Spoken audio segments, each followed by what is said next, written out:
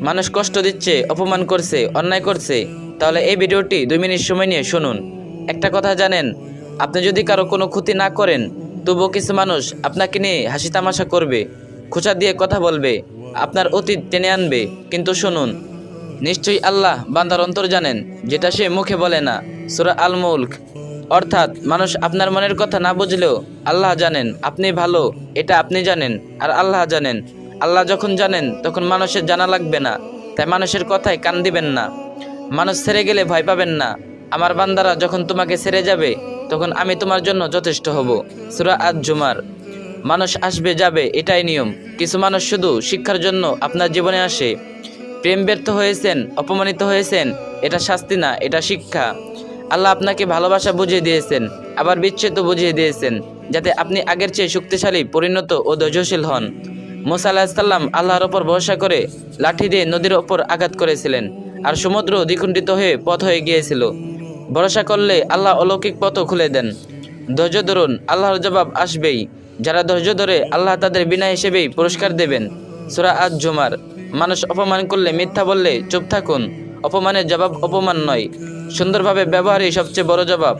আপনি যদি ক্ষমা করেন, ভদ্রতা দেখান, একদিন সেই লোক নিজেই আফসোস করবে। আল্লাহ ছাড় দেন, ছেড়ে দেন না, অভিশাপ দিবেন না, এটা নবীর শিক্ষা নয়। বরং আল্লাহকে বলুন, হে আল্লাহ, যারা আমাকে অপমান করেছে তাদের চোখে আমার মর্যাদা বৃদ্ধি করো এবং তাদের উচিত শিক্ষা দাও, কিন্তু অভিশাপ নয়, ন্যায় বিচার দিও। আল্লাহ সব দেখেন, সব শোনেন, তাই তার ওপর ভরসা রাখুন। এগুলো আপনার পরীক্ষা, প্রমাণ আপনার প্রিয় বান্দা।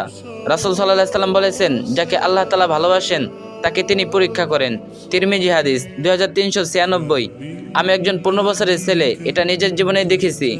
2021-24 সাল পর্যন্ত আল্লাহ আমাকে বদলে দিয়েছেন। অপমান, দুঃখ, কষ্ট সব ছিল, কিন্তু ধৈর্য ধরে ইবাদত করেছি এবং আজ আমি শান্তি পেয়েছি। পরিণত হয়েছি, আল্লাহর কাছে আরও ঘনিষ্ঠ হয়েছি। আমি যদি ছোট বয়সে ধৈর্য ধরে জিততে পারি, আপনিও পারবেন। কষ্টের পরেই আছে শান্তি, নিশ্চয়ই কষ্টের সাথে রয়েছে শান্তি। সূরা আশ-শারা। আমি তোমার বুকে কি আছে তা ভালোভাবে জানি। সূরা আল হিজর। আপনার মন আল্লাহ জানেন, তাই মানুষের দৃষ্টিতে ভালো না হলেও সমস্যা নেই। আল্লাহর কাছে আপনি ভালো হলেই যথেষ্ট।